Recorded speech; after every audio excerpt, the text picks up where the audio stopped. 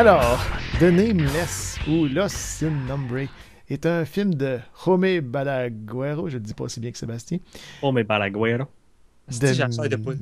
1999, basé sur un roman de 1981 écrit par Ramsey Campbell. Et ça met en vedette Emma Villarrasso et Cara Eliralde et Tristan Ulloa. Et dans gros, T'aurais c'est aimé ça qu'il y ait un l'histoire. Steve Tremblay là-dedans. Hein? Oui, oui. Oui. Ça dit, en gros, c'est l'histoire d'un inspecteur, d'un enquêteur, je m'excuse, enquêteur qui, au début du film, trouve le corps d'une jeune fille de 6 ans dans un puits. La fille est difficile à identifier, mais on l'identifie en tout cas, par une jambe plus longue qu'une autre, là, comme. Puis c'est ça, on annonce à ses parents, donc la petite fille est morte, tout ça.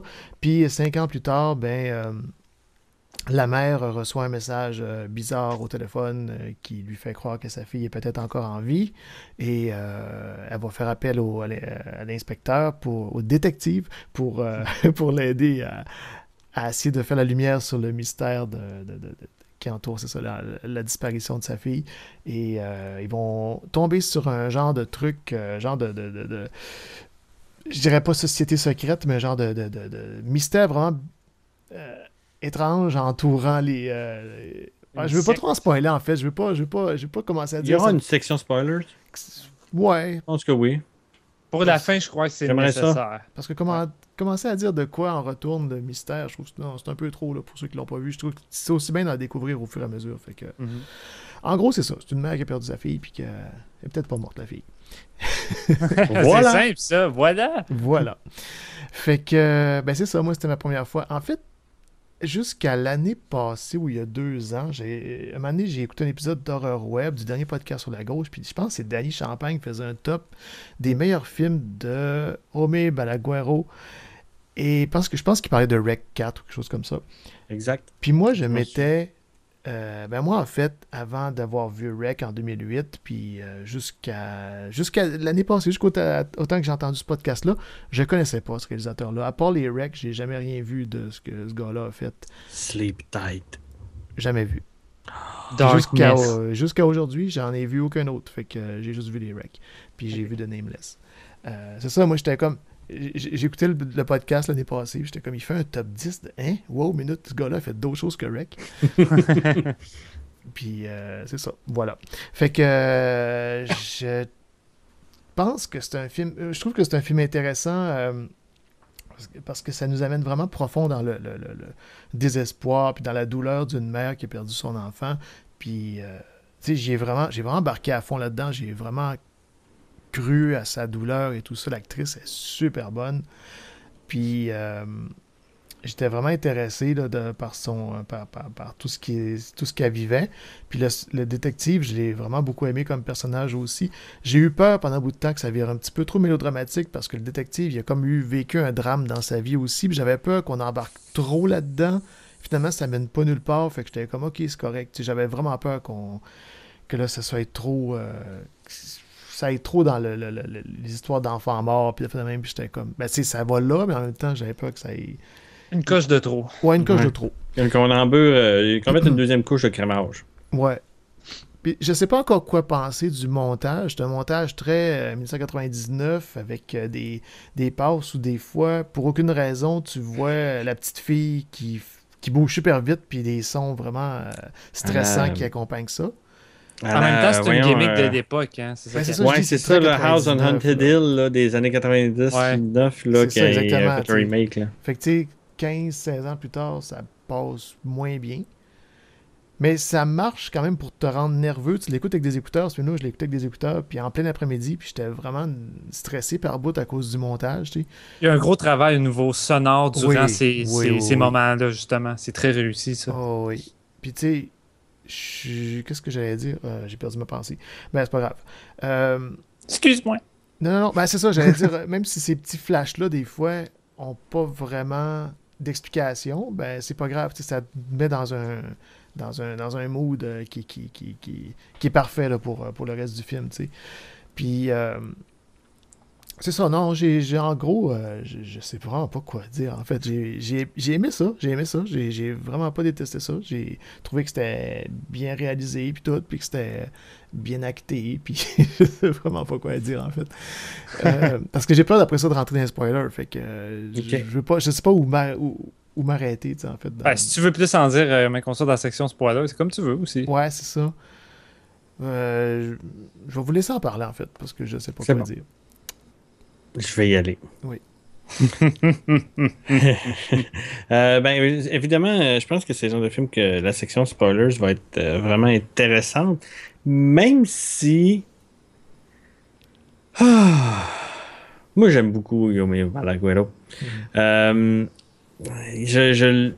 C'est le genre de réalisateur que je trouve que dernièrement, c'est quoi, après Sleep Tight, qu'est-ce qu'il a fait? Il a fait Red Cat, mais Red Cat, puis c'est tout, je crois. c'est tout, hein? Ça fait un petit bout qu'on l'a pas entendu parler de Yomei.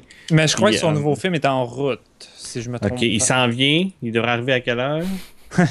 Après, Là, il est 10h30. Non. Il soupe à l'heure des Français.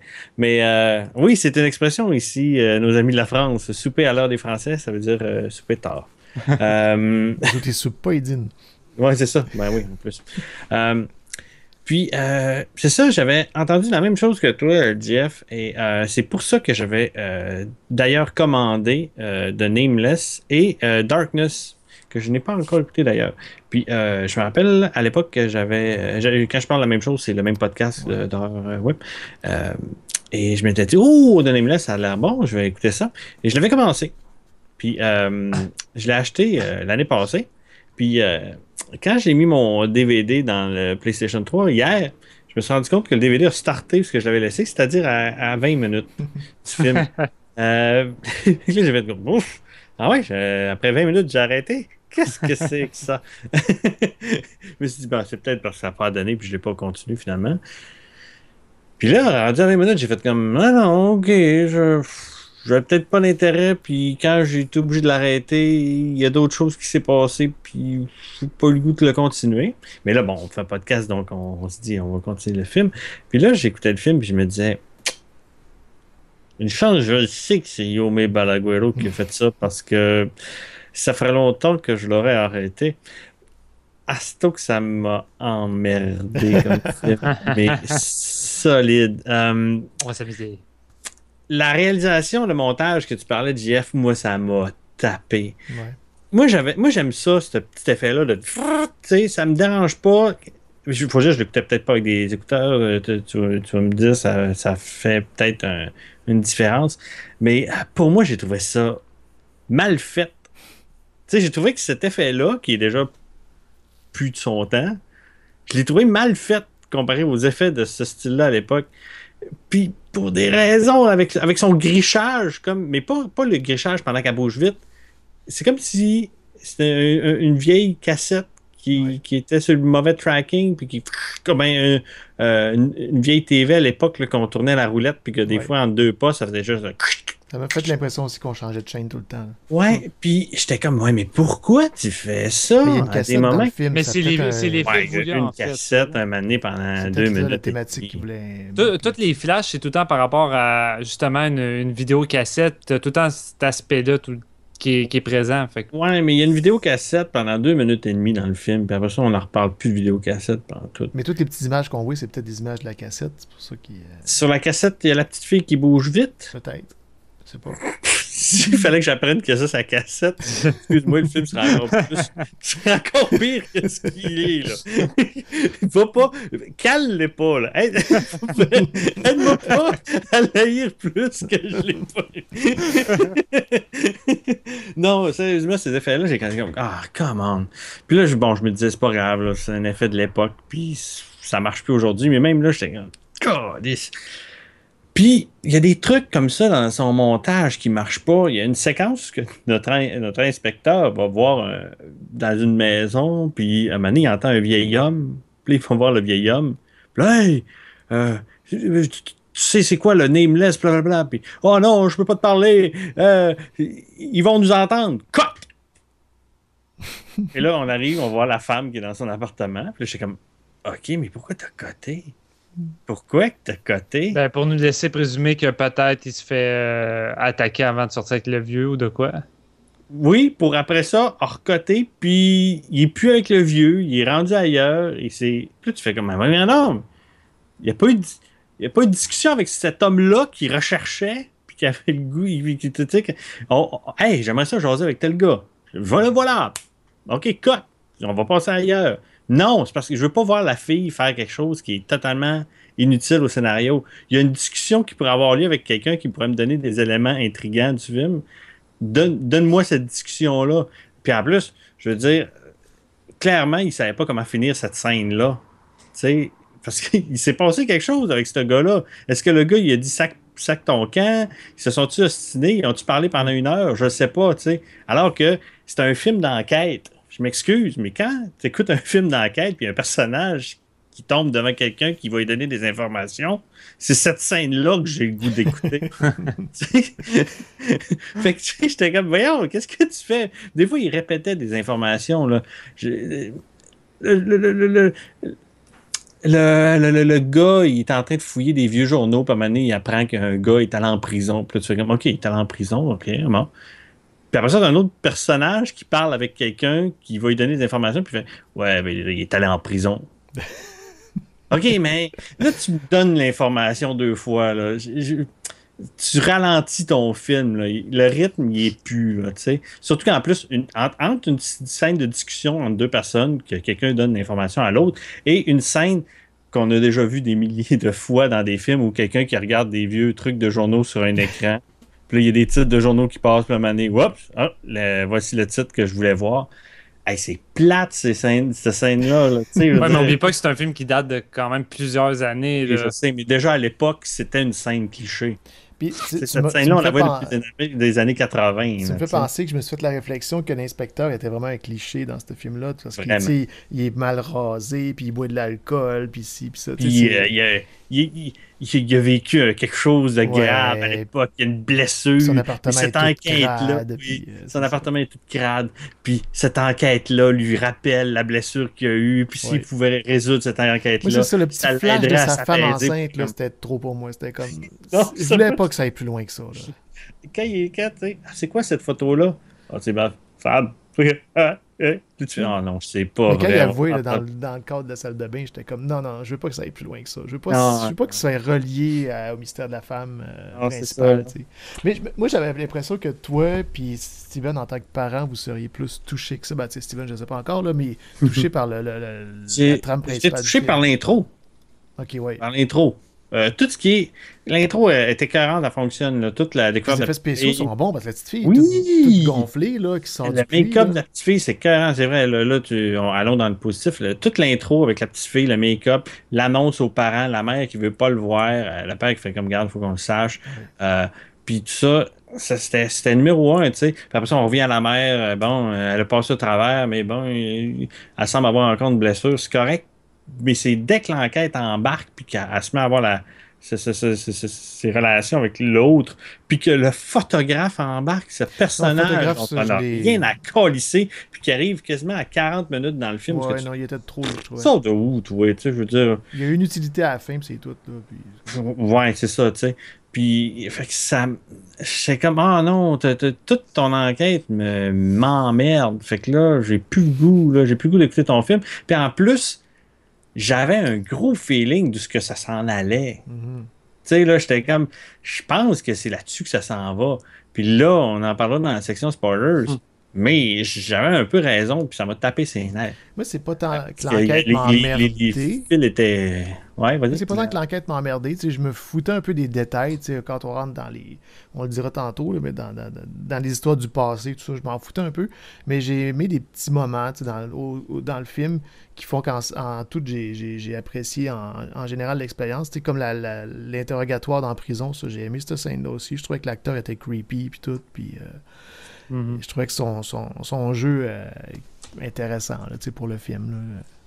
L'acteur était creepy, mais j'ai trouvé que la scène était plate en tant que telle, dans le sens que tout ce qu'il disait, tu sais, je me disais, ce genre de scène-là fait clairement pensé à une scène à la Silence of the Lambs. Ouais, Tu sais, c'est carrément la fille, elle a besoin d'avoir des informations, puis elle s'en va voir quelqu'un qui est un criminel, supposément un freak, tout ça.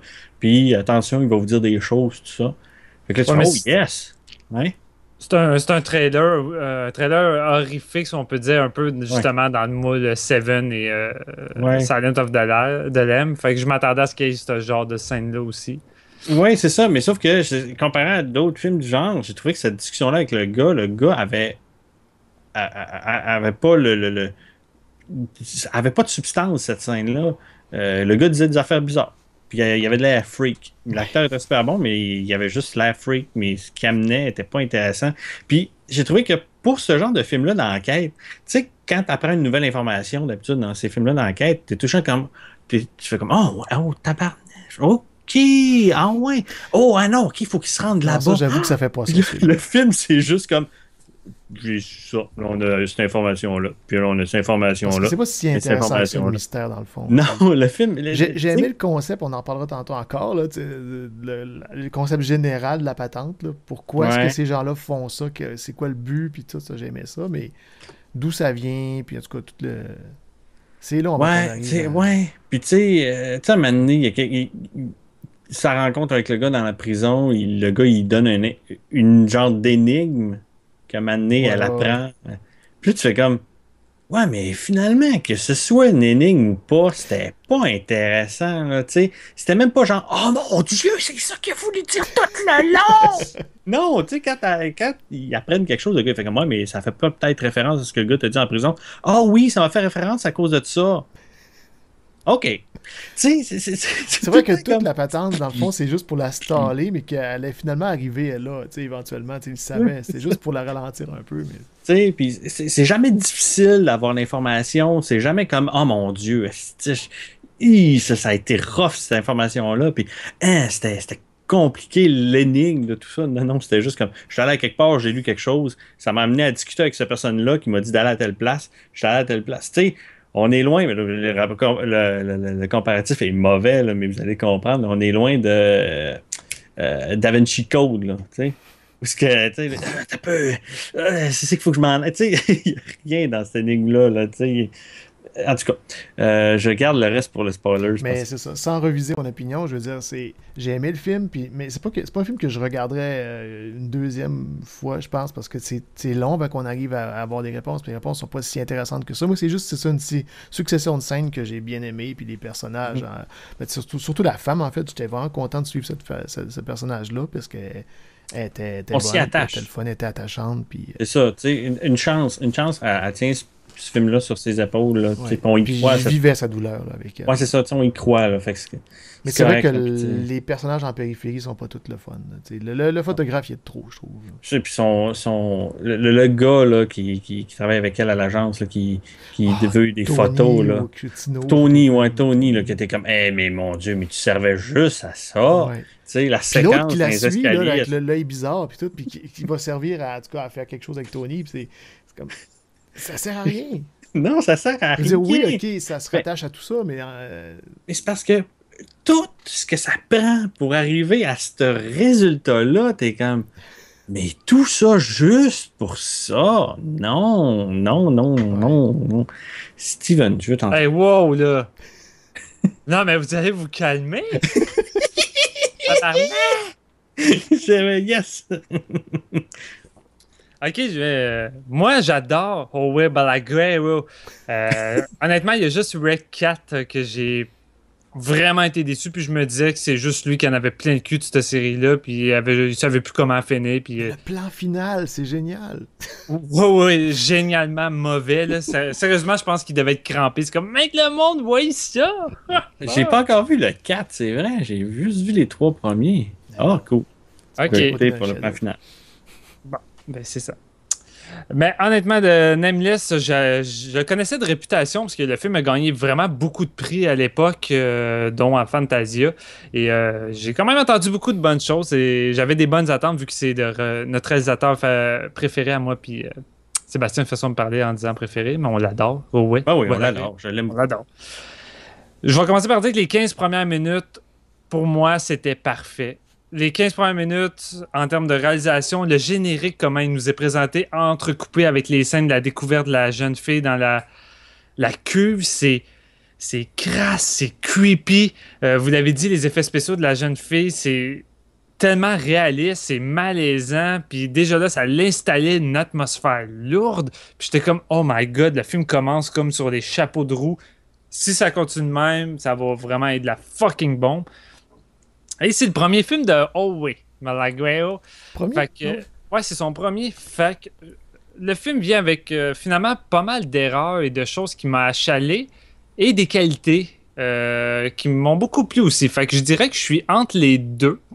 Moi, l'enquête, puis tout le déroulement, je l'ai trouvé intéressant, puis honnêtement, j'ai pas décroché une seule seconde parce qu'il y a une atmosphère oppressante qui est là tout le long, qui m'a pas lâché. Tout le mystère, je vais les appeler les Nameless, vu que c'est le titre de film. Alentour de ça, je trouvais ça vraiment creepy. Puis le réalisateur arrivait à me faire peur avec ça. Je les voyais même pas, mais toute leur réputation, puis juste les petits moments de photos qu'on voit, la cassette qu'on voit qui a été découverte dans l'église, moi, elle me foutu mal à l'aise, je la trouvais creepy, puis je me demandais qu'est-ce qui se passait autant que les personnages, puis vraiment, moi, j'ai... Ben, la cassette, c'est pas aussi fort que Ringu, je trouve. Ça aurait pu être Non. mieux. Ben, c'est pas la même affaire. Ringo, c'est vraiment un total what the fuck, là, tandis qu'ici, on sait pareil ce qui arrive, là. Non, mais moi, tant qu'avoir une cassette qui présente des trucs weird de même, là, moi, je pense tout le temps, j'en reviens toujours à Event Horizon. Ouais, sauf la différence, c'est que là, en m'ayant présenté le corps de la jeune fille au début, puis après, je vois cette cassette-là un peu dans les circonstances qui auraient pu se dérouler sa mort, ça me mettait vraiment mal à l'aise, là. Le fait d'inclure un enfant de 6 ans. Je trouvais que ça rajoutait de l'impact à cette cassette-là. Okay. Mais malheureusement, entre tout ça, il y a des défauts fatigants. Je vais commencer par une des choses qui m'a le plus agacé. Le soundtrack fit pas est vraiment mauvais. J'ai vraiment trouvé le soundtrack digne d'un Full Moon. Cheap de TV movie par moment, puis ça fitait pas. Tandis que dans les scènes un peu plus lugubres, des fois, c'est juste un son strident comme... Là, je commence, ok, ça c'est correct. Mais des fois, ils sont en train de... Il y en a un qui se fait faire de quoi, on passe à un autre scène, puis t'entends une petite musique au piano comme... Puis je suis comme, oui, vraiment. Là, je suis comme, tu me débarques, puis ça fuck ton ambiance. Puis à plusieurs reprises, ça m'a sorti du film, ça, malheureusement. J'ai trouvé ça dommage parce que, honnêtement, la réalisation, moi, du réalisateur, j'ai rien à dire. Vraiment, il y a une bonne maîtrise. Justement, durant la découverte de Tony, moi, la caméra change de style. Ça avait une genre caméra à l'épaule, puis il y a des bonnes idées, il y a une bonne manière de nous présenter les choses. Moi, j'adore quand justement il parle avec le vieux dans l'immeuble en chaise roulante, puis derrière c'est juste un plan noir. Ensuite il s'en va, puis il disparaît là-dedans. Il y a toutes sortes de petits détails. Puis même pendant qu'il parle avec le vieux, il y a quelqu'un qui passe en arrière-plan, qui court, puis tu fais comme, c'était quoi ça? Puis cette scène-là est super efficace. Oui. Mais il y en a pas assez de scènes comme ça. Ben, il y en a, mais... Non, qui ont autant tu sais, le genre de scène, que t'es un peu sur tes gardes, là, tu sais, justement, que le fond noir, quelqu'un qui passe en arrière, que personne n'a remarqué, tu sais. Il y en a pas d'autres des scènes où t'es comme, hey shit, oh god, je suis tout le temps sur mes gardes. Non. Tu parlais du gars, mettons, dans le métro avec l'œil bizarre qui sert à rien, tout ça, mais je crois que moi, ces éléments-là, où que ça semble pas forcément apporter de quoi, oui, ça apporte de quoi à l'ambiance, je trouve, c'est ça qui vient amplifier ça, parce qu'en tant que tel, la menace, on la connaît pas, on sait pas c'est qui, on sait pas c'est quoi, d'où c'est que ça vient. Fait que tous des petits éléments juste bizarres comme ça, qui peut sembler rien amener forcément à l'histoire, ben, elle arrive à me mettre sur mes gardes et à me faire sentir insécure dans la plupart des scènes que ça l'arrivait. Fait que moi, je trouvais que tous ces éléments-là servaient juste à me rendre moi pas confortable comme le personnage et pas forcément à me donner des réponses ou des clés à l'histoire. Il y a d'autres scènes qui se chargent de ça, même si ça reste nébuleux puis c'est pas trop détaillé. Mais tu sais, je trouve que je vois ce qu'il veut faire puis je l'accepte parce que je trouve que c'est quand même relativement bien fait, mais c'est mieux fait dans certains autres films, tu sais, comme dans l'échelle de Jacob ou des trucs comme ça. Des gens bizarres que le personnage principal va rencontrer, que c'est mieux fait, je trouve. Oui, tu vois, c'est ça, cette scène-là dans le train est hyper anecdotique, même si tu fais comme, tu sais, on dirait qu'il met tellement l'accent sur checker comment le gars, il est bizarre, il a une drôle de face. Puis le gars, en plus, même dans sa façon de se positionner, il la regarde bien comme faut pour qu'on y voie comme faut, la face toute défigurée. Puis là, j'étais comme, hey, tu n'as pas mis de gants blancs, là, tu sais, t'as sorti ton crayon gras rouge, là, t'en as mis partout sur l'écran, puis t'es en train d'encercler le gars pour faire checker le gars, là. Mais Puis là, finalement, cette scène-là t'amène à rien, tu sais.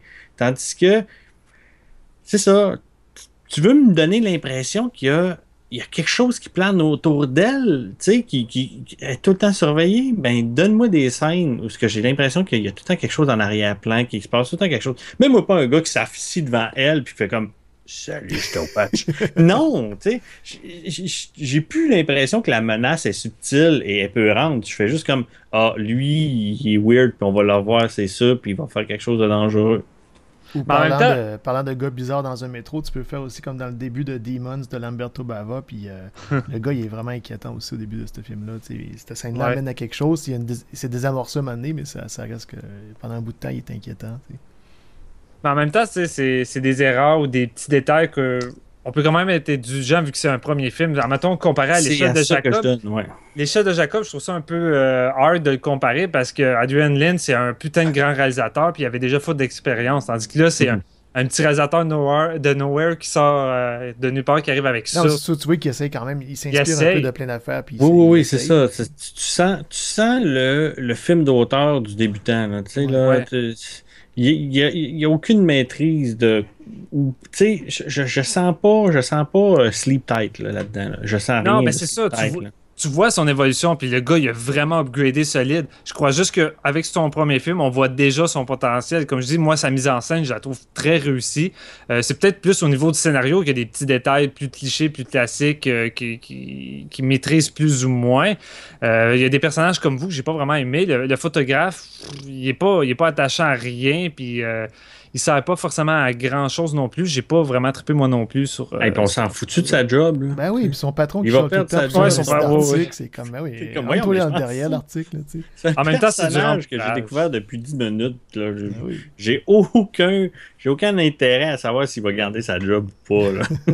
Il y a peut-être une petite fille qui est en danger. Là. On s'entend-tu que la job du photographe a rien à foutre. Là. Puis comme toi, Sébastien, moi, la scène qu'elle va à l'appartement avec le policier, puis le policier, il dit « Ah, tu peux mettre de la musique », elle met la musique, puis elle regarde le cadre. Cette scène-là, honnêtement, normalement, je trouve les acteurs bons. Mais là, le gars, il est vraiment mauvais. C'est surjoué. ça sort de nulle part. J'ai comme fait « Oh, c'est mélodramatique, raté, là. » Puis après, comme dit Jeff, heureusement, c'est éliminé. On n'en reparle plus.